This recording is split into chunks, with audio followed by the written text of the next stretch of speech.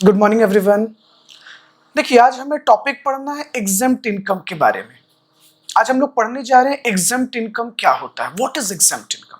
देखिए, टॉपिक बहुत आसान है, बट ध्यान से हम समझेंगे कि हमारी गवर्नमेंट एग्जेम्प्ट इनकम के रिगार्डिंग हमें क्या बताती है। तो शुरू करें। सब लोग जल्दी से कॉपी पेन लीजिए और बैठिए स्क्रीन के सामने। तो पहला सवाल कि सर एग्जेम्प्ट इनकम क्या है। एग्जेम्प्ट इनकम हम कहते किसको? वैसा इनकम जिसे गवर्नमेंट एग्जेम्प्ट कर देती है, यानी गवर्नमेंट माफ कर देती है। सर एक बात बताइए, एग्जेम्प्ट इनकम का एग्जैक्ट सेंस क्या होगा? देखिए, एग्जेम्प्ट इनकम जो होता है वो कभी भी टोटल इनकम का पार्ट नहीं बनता। यानी simply we can say all the receipt which give rise to income. किसी भी पर्सन के पास, किसी भी एसएससी के पास जो भी रिसिप्ट आते हैं, अगर उस रिसिप्ट से इनकम राइज किया, इनकम इंक्रीज किया और वो अगर टैक्सेबल है, स्पेसिफिकली कहीं भी एग्जेम्प्ट नहीं किया गया है, तब तो वो इनकम में इंक्लूड हो जाएगा। और अगर गवर्नमेंट ने उसको एग्जेम्प्ट कर दिया है, तब वो टोटल इनकम में इंक्लूड नहीं होगा। देखिए बच्चों, एग्जेम्प्ट इनकम के रिगार्डिंग 3-4 बातें हैं जिसको समझना बहुत जरूरी है। कुछ ऐसे एग्जेम्प्ट इनकम है जिसको गवर्नमेंट ने, जिसको इनकम टैक्स लॉ ने स्पेसिफिकली बता दिया, पहले ही बता दिया कि वो एग्जेम्प्ट है, मतलब सेपरेटली बता दिया। कुछ ऐसे इनकम एग्जेम्प्ट हैं जो अलग अलग हेड में बताए गए हैं, सेपरेट हेड्स में बताए गए हैं। जैसे देखिए, अगर हम बात करें सेक्शन 10 पर, देखिएगा मैंने स्क्रीन पर आपके सामने रखा है। सेक्शन 10 पे अगर हम बात करें, income not to be included in total income of any person. Section 10 में स्पेशली और स्पेसिफिकली बताया गया है कि ये कुछ ऐसे इनकम है जो कभी भी टोटल इनकम का पार्ट नहीं बनेगा। Income of newly stabilised units under special economic zone, इसे एग्जेम्प्ट बता दिया गया है। Income from property held for charitable और रिलीजियस पर्पस, सेक्शन 11 to 13 में इसे एग्जेम्प्ट बता दिया गया है। इनकम ऑफ पॉलिटिकल पार्टीज, इसे एग्जेम्प्ट बता दिया गया है। इनकम ऑफ इलेक्टोरल ट्रस्ट, इसे एग्जेम्प्ट बता दिया गया है। सर एक बात बताइए, जब हम सैलरी पढ़ते हैं, हाउस प्रॉपर्टी पढ़ते हैं, कैपिटल गेन पढ़ते हैं या पीजीबीपी पढ़ते हैं, अदर सोर्स पढ़ते हैं, तो वहां भी तो इनकम एग्जेम्प्ट बताया गया है। हाँ बिल्कुल, आई एग्री। मैं आपको पहले ही कह रहा हूं, कुछ ऐसे इनकम भी एग्जेम्प्ट होंगे जो अलग से बताया गया है, सेपरेटली किसी सेक्शंस में बताए गए हैं, और कुछ ऐसे इनकम भी एग्जेम्प्ट हैं जो किसी हेड में बताए गए हैं। ओके, इसीलिए इस बात को हमेशा समझिएगा कि हर रिसिप्ट एसएससी का इनकम इंक्रीज नहीं कर सकता है। एग्जांपल लोन, अगर हम लोन ले लेंगे बच्चों, तो लोन लेने से क्या इनकम हमारा बढ़ गया? नहीं। लेकिन वैसा रिसिप्ट जिससे इनकम इंक्रीज होता है और गवर्नमेंट अगर उसको स्पेसिफिकली कह दे कि ये टोटल इनकम का पार्ट नहीं बनेगा, तो वो एग्जेम्प्ट इनकम है। तो आपको क्लियर हुआ शशांक? एग्जेम्प्ट इनकम का सेंस क्या बनता है, एग्जेम्प्ट इनकम रियलिटी में क्या है? जो एक्चुअली में इनकम का पार्ट नहीं है। हाँ, एग्जेम्प्ट इनकम हम उसको कहते हैं जो इनकम टोटल इनकम का पार्ट ही नहीं बनता है, मतलब वो टोटल इनकम में ऐड ही नहीं किए जाते हैं, वो पहले ही माफ कर दिए जाते हैं। लेकिन जो डिडक्शन होता है उसमें और एग्जम्पशन में यही फर्क है कि डिडक्शन वाला अमाउंट ऐड होता है इनकम पहले, फिर हम डिडक्शन देते हैं। लेकिन जो एग्जम्पशन का इनकम होता है, जो एग्जेम्प्ट इनकम होता है, वो टोटल इनकम में ऐड ही नहीं होता, टोटल इनकम का पार्ट ही नहीं बनता। तो चले हम लोग पढ़ना शुरू करें, आइए। तो सबसे पहले हम आते हैं एग्रीकल्चरल इनकम। किस पर आते हैं? Agricultural income. लॉ क्या कहता है? लॉ कहता है कि एग्रीकल्चरल इनकम एग्जेम्प्ट है अंडर सेक्शन 10 सबसेक्शन 1 में। एग्रीकल्चरल इनकम को क्या कर दिया गया है? एग्जेम्प्ट कर दिया गया है। देखिए क्या कहता है लॉ कि agricultural income is totally exempt. वो क्या है? टोटली एग्जम्प्ट है। लेकिन वो एग्रीकल्चरल इनकम कैसा होना चाहिए, फॉरेन कि इंडियन? शशांक बताइए। इंडियन एग्रीकल्चरल इनकम होना चाहिए। अगर वो इनकम इंडियन एग्रीकल्चरल इनकम है तो वो एग्जम्प्ट कर दिया जाएगा। लेकिन जैसा कि आप जानते हैं सेंट्रल गवर्नमेंट एग्रीकल्चरल इनकम को एग्जम्प्ट कर देती है और जो स्टेट गवर्नमेंट है वो एग्रीकल्चरल इनकम स्टेट गवर्नमेंट के अंदर आता है ना। तो सेंट्रल गवर्नमेंट क्या करती है कि उन्होंने पार्शियल इंटीग्रेशन ऑफ टैक्सेशन का कॉन्सेप्ट लगाया। क्या लगाया? पार्शियल इंटीग्रेशन ऑफ टैक्सेशन का कॉन्सेप्ट लगाया। मतलब घुमाकर वो आपसे टैक्स लेंगे। तो मैंने टैक्स लायबिलिटी पढ़ाते समय आपको ये बात बताया है, याद आ रहा है आपको, कि जब हम एग्रीकल्चरल इनकम को ऐड कर देते हैं तो एग्रीगेट इनकम बनता है और उस पर टैक्स कैलकुलेट होती है। ओके, वो मैं आपको बाद में बताऊंगा। अब देखिए हमारे मन में एक सवाल है, सर पहला तो आपने ये कहा कि एग्रीकल्चरल इनकम एग्जम्प्ट है, वो भी इंडियन। कैसा एग्रीकल्चरल इनकम एग्जम्प्ट है? तो इंडियन एग्रीकल्चरल इनकम एग्जम्प्ट है। लेकिन सवाल ये है कि एग्रीकल्चरल इनकम क्या है ना? आप सोच रहे होंगे, आपके दिमाग में चल रहा होगा ना कि सर हम खेती वाला इनकम किसे मानेंगे, एग्रीकल्चरल इनकम का मतलब क्या है? आइए देखिए, लॉ एग्रीकल्चरल इनकम को डिफाइन करता है सेक्शन 2(1)(a). एग्रीकल्चरल इनकम का मतलब क्या हुआ? Rent from agricultural land. अगर खेती वाली जमीन से आपको कोई रेंट आ रहा हो और उस जमीन का यूज, उस एग्रीकल्चरल लैंड का यूज एग्रीकल्चरल पर्पस के लिए हो रहा है, तो वो रेंट क्या है? बिल्कुल बिल्कुल, वो एग्रीकल्चरल इनकम है। अगर एग्रीकल्चरल जमीन से, एग्रीकल्चरल लैंड से कोई रेंट आ रहा है और वो एग्रीकल्चरल जमीन एग्रीकल्चरल पर्पस में इस्तेमाल की गई है तो एग्रीकल्चरल इनकम। क्लियर? आते हैं दूसरे पॉइंट पे। क्या कहता है? Income from sale of agricultural produce. For example आपने खेती किया, सब्जियां हुई, वेजिटेबल्स, राइस, वीट, मेज, मक्का हुआ, चावल, गेहूं, दाल, जो भी एग्रीकल्चरल प्रोड्यूस है उसको बेचकर जो इनकम आता है वो भी क्या कहलाता है? Agricultural income. Very good. आइए दूसरे पॉइंट को नोटिस करते हैं, rent from farm house. Farm house से जो रेंट आएगा, किससे? Farm house. फार्म हाउस का मतलब वैसा हाउस जो एग्रीकल्चरल लैंड पे बेस्ड है, जिसका काम है dwelling purpose, storage. For example आपने एक घर बना रखा है, बहुत सारे किसान अपने एग्रीकल्चरल प्रोडक्ट को, मशीन्स को, एग्रीकल्चरल इक्विपमेंट्स को लाकर रख देते हैं आपके यहाँ और आपको बदले में रेंट देते हैं और सोचते हैं कि यार रोज ट्रैक्टर लाऊंगा, रोज मशीन्स ले जाऊंगा, बेटर है यही छोड़ देते हैं और इस पर्सन को रेंट दे देंगे as a store house, as a dwelling house. तो जो रेंट आप रिसीव करोगे वो रेंट भी क्या कहलाएगा? हाँ, इनकम फ्रॉम नर्सरी। आप नर्सरी जानते हो? कौन? स्कूल वाला? नहीं, हाँ, जहां पे प्लांट्स होते हैं, जहां हम छोटे छोटे पौधे लगाते हैं, सैंपलिंग को ग्रो करते हैं। ओके, तो इस तरह का जो इनकम होता है वो सब क्या कहलाता है? Agricultural income. तो देखिए हम आपको ये पढ़ाना चाह रहे थे कि एग्रीकल्चरल इनकम क्या है? एग्जम्प्ट है अंडर सेक्शन 10 सबसेक्शन 1 में।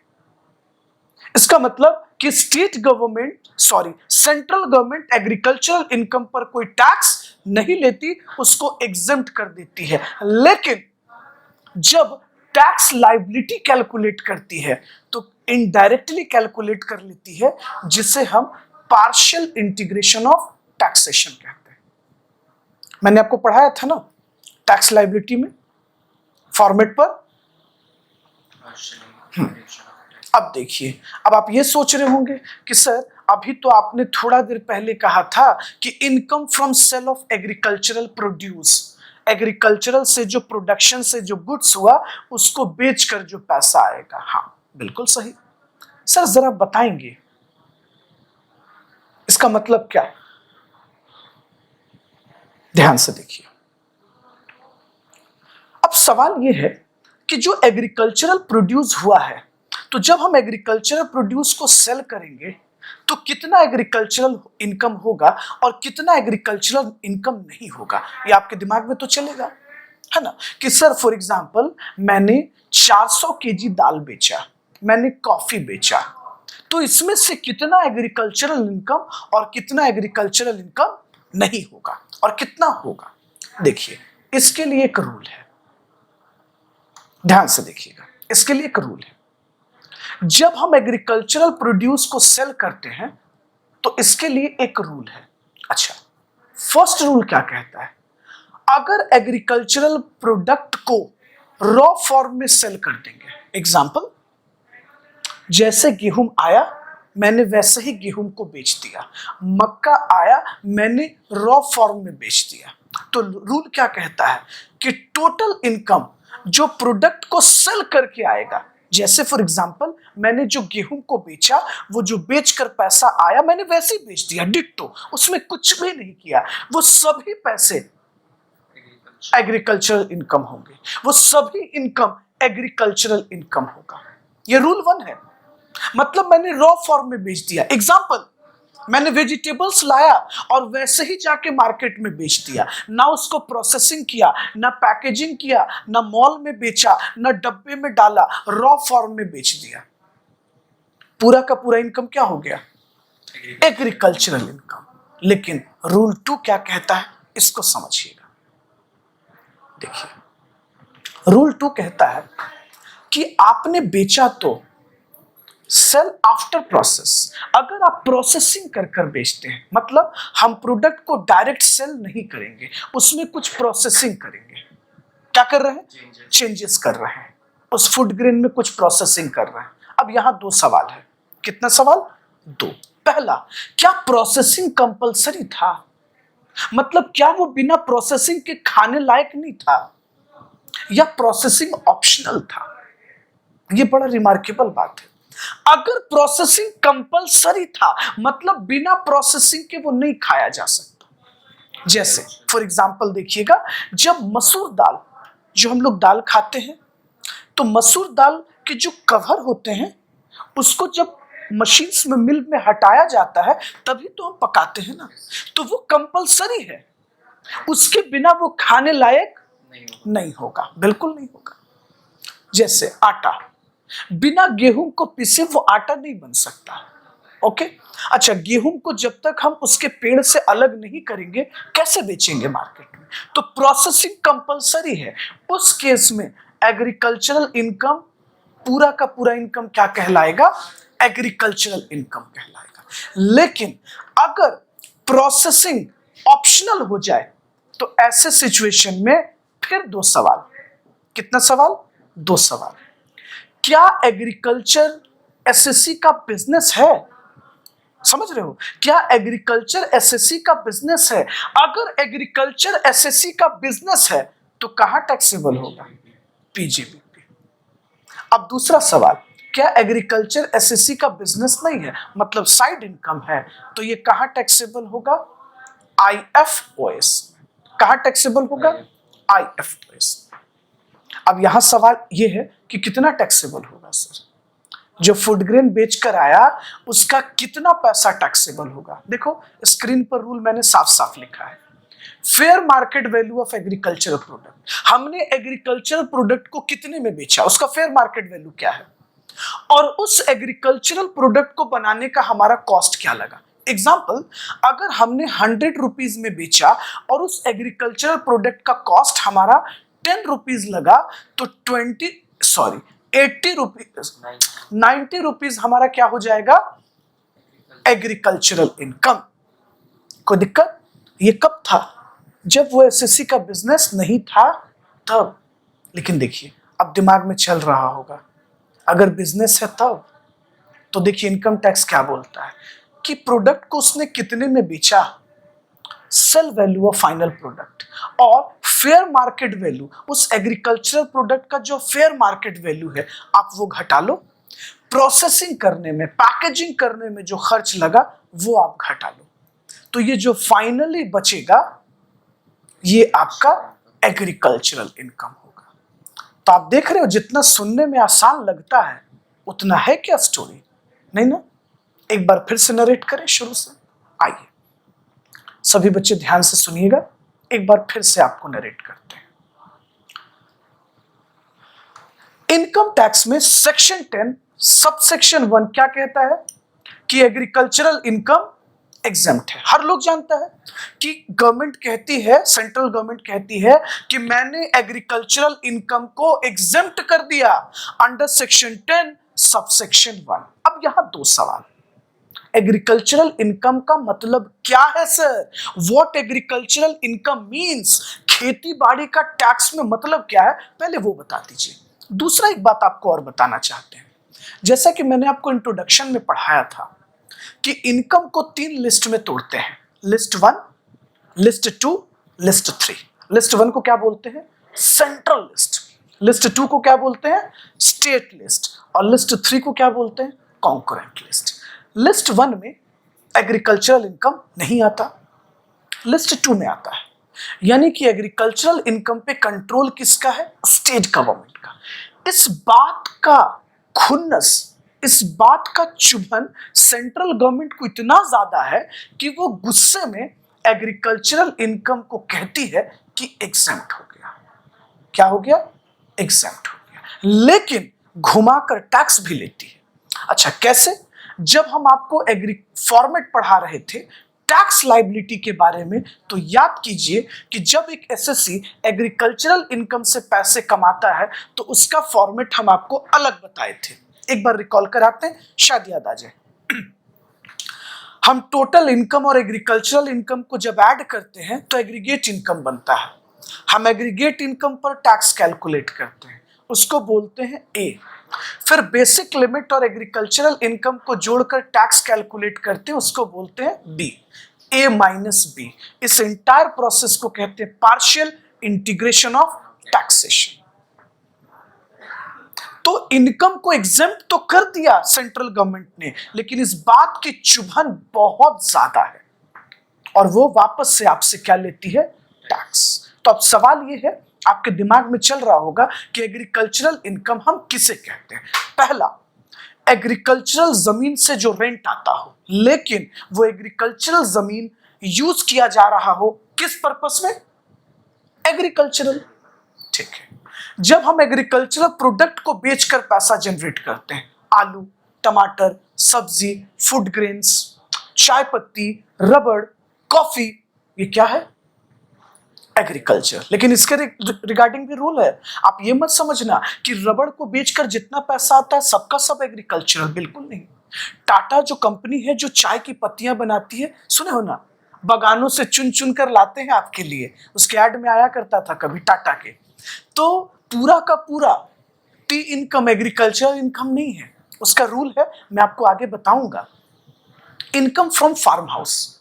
फार्म हाउस का मतलब, मान लो बहुत बड़े एरिया में खेती हो रहा है, वहां मैंने एक अपना फार्म हाउस बना दिया और आप लोगों को कहा, सभी किसानों को, कि यार तुम रोज कितना लाओगे अपने एग्रीकल्चरल इक्विपमेंट्स को, ट्रैक्टर्स को, मशीन्स को, मल्चर्स को, रख दो हमारे यहाँ और बदले में मुझे कुछ रेंट दे दो, तुम्हारा डीजल का पैसा बचेगा। तो वो जो रेंट मुझे आ रहा है वो क्या होगा मेरे लिए? Very good, income from nursery. आपने देखा है गांधी मैदान के पास छोटा छोटा पौधा बिकता है, प्लांट बिकता है, नर्सरी। तो जो नर्सरी से इनकम होगा वो भी क्या है? एग्जेम्प्ट। आगे चले जी, बिल्कुल बिल्कुल। अब सवाल ये है, सर एग्रीकल्चरल प्रोडक्ट से जितना भी पैसा बेचकर आता है क्या सबका सब एग्रीकल्चरल इनकम होता है क्या? जितना भी इनकम होगा? नहीं, बिल्कुल नहीं। जितना भी आप एग्रीकल्चरल प्रोडक्ट बेच देते हो सबका सब एग्रीकल्चरल इनकम नहीं है। इसके रिगार्डिंग कितने रूल्स हैं? 2 rule, rule number 1, rule number 2। Rule 1 क्या कहता है, सुन लो।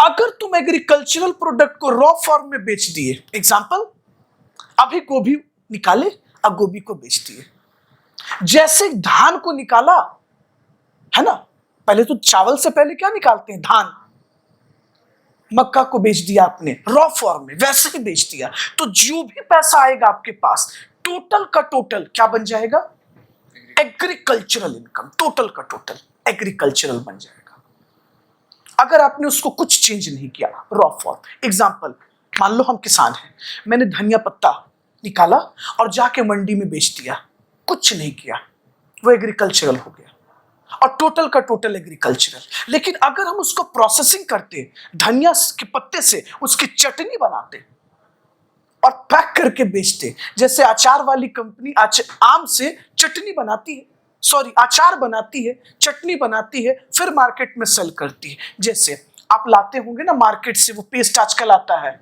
जिंजर गार्लिक पेस्ट, क्या वो रॉ फॉर्म है? आंसर इज नो, वो रॉ फॉर्म नहीं है। तो क्या पूरा का पूरा एग्रीकल्चरल इनकम है? नहीं नहीं, बिल्कुल नहीं। लेकिन जब एक किसान अदरक निकाला और ला के बेच दिया, अदरक ले लो, लहसुन ले लो, तो क्या हो जाता है, एग्रीकल्चरल, है ना, नॉर्मल सी बात है। चलो देखे हो ना उस फिल्म में वेलकम में, आलू ले लो, वो बेचते हैं ना, हाँ कांदा ले लो, क्या नाम है उनका, नाना पाटेकर जी। खैर चलिए, हमसे तो ना होगा भाई, वो भी होता तो काम कर लेते, हम तो पूरा नालायक ही है। आगे आते हैं, second rule, sale after processing. अब हम एग्रीकल्चरल प्रोडक्ट को प्रोसेसिंग के बाद बेच रहे हैं, तो यहां फिर दो सवाल, कितना सवाल, दो सवाल। क्या प्रोसेसिंग करना कंपलसरी था? मतलब बिना प्रोसेसिंग के वो नहीं बिकता। अगर ऐसा है, जैसे आप ले लो काजू, काजू क्या कभी आपको रॉ फॉर्म में मिलता है? प्रोसेसिंग की जाती है, वो कवर में होता है, कवर को तोड़ा जाता है, उसमें से आप अखरोट खाते हैं, कवर में से तोड़ा जाता है, फिर आपको वो मार्केट में आती। तो अगर प्रोसेसिंग कंपलसरी है, मतलब बिना प्रोसेसिंग के वो खाने योग्य नहीं है, तो उस केस में उस प्रोडक्ट को बेचकर जो भी पैसा आया, सबका सब एग्रीकल्चरल, सबका सब एग्रीकल्चर। जैसे एग्जांपल ले लो आप, काजू है, काजू कवर में रहता है, उसको हीट किया जाता है या शायद रोस्ट किया जाता है, नो आइडिया, रोस्ट करते हैं, गुड। उसको फिर तोड़ते हैं, उसके अंदर से काजू निकलता है, तो वो तो कंपलसरी हो गया। उसके बिना काजू खाने लायक था, हम खा नहीं सकते थे, फॉर एग्जांपल। तो वैसे केस में वो कंपलसरी है, तो एग्रीकल्चरल इनकम जो भी आएगा, सॉरी जो भी इनकम आएगा, वो क्या माना जाएगा, एग्रीकल्चरल। लेकिन अगर प्रोसेस ऑप्शनल हो, मतलब मैंडेटरी नहीं है, आप कर भी सकते थे और नहीं भी कर सकते थे, तो ऐसे केस में सवाल ये है कि वो जो एसएससी जो प्रोसेसिंग किया, क्या उसके लिए एग्रीकल्चर बिजनेस था? अगर एग्रीकल्चर उसका बेसिक प्रोफेशन है, उसका बिजनेस है, तो कहां टैक्सेबल होगा, एग्रीकल्चर में। क्या होगा नहीं होगा वो बाद में बात करेंगे, लेकिन जाएगा कहां, एग्रीकल्चर, डन। लेकिन अगर ऑप्शनल है, मतलब हम फ्री बैठे थे लॉकडाउन में, या मान लो इवनिंग का समय मेरा बच जाता है, तो हमारे पास कुछ जमीन है, उस पर हम खेती कर लेते हैं, तो ये मेरा बिजनेस तो नहीं हुआ? तो जो इनकम आएगा वो कहां टैक्सेबल होगा, आईएफओएस में टैक्सेबल होगा। लेकिन फिर एक सवाल है, कितना, कितना इनकम टैक्सेबल होगा, कितना इनकम टैक्सेबल नहीं होगा, इस रूल को हम लोग समझते हैं। ओके, चलिए, तो आइए जरा हम आपको पहले कुछ स्पेशल रूल बताते हैं।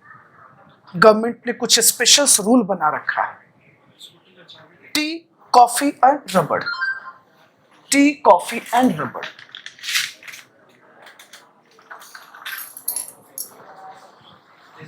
आइए देखिए, गवर्नमेंट ने क्या किया है, तो गवर्नमेंट ने कुछ स्पेशल रूल बनाया है ऐसे सिचुएशन में। किसमें?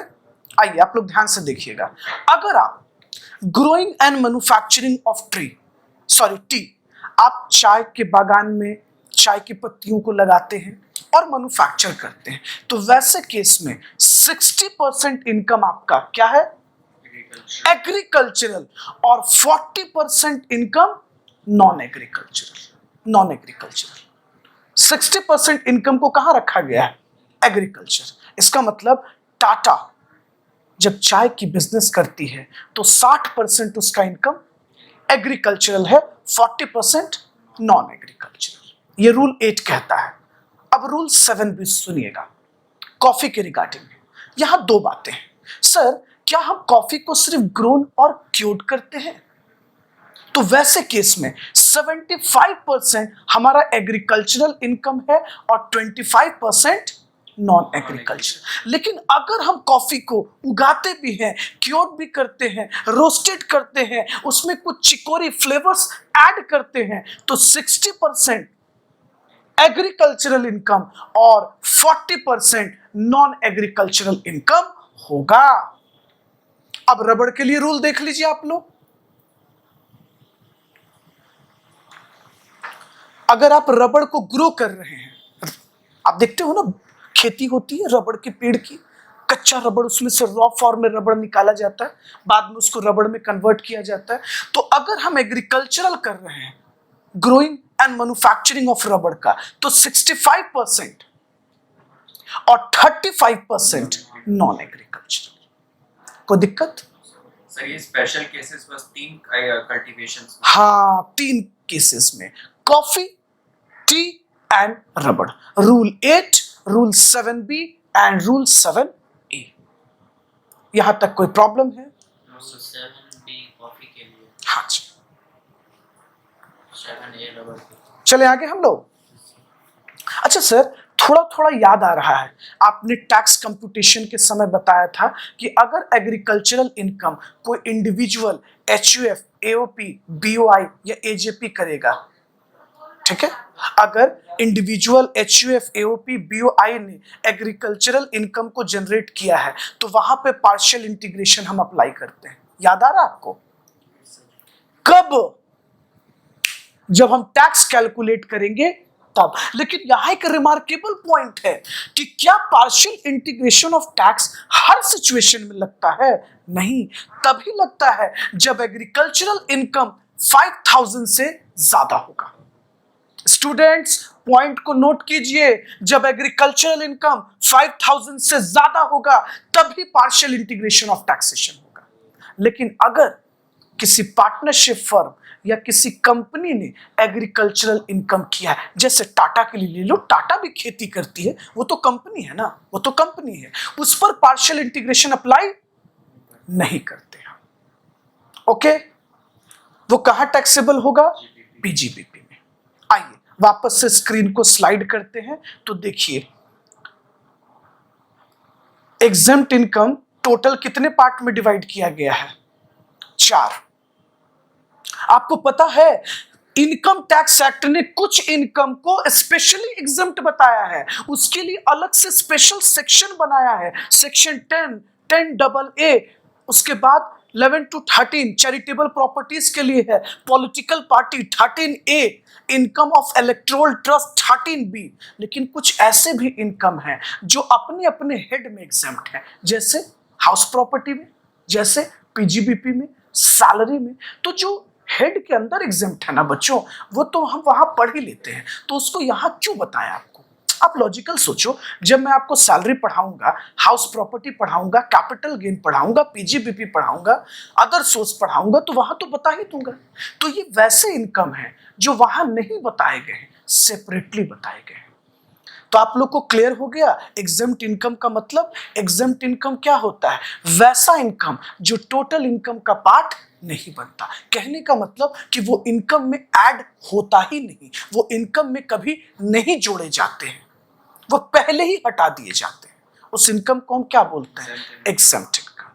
चलिए, तो आज मैंने सिर्फ आपको एक पॉइंट पढ़ाया है। कौन सा पढ़ाया?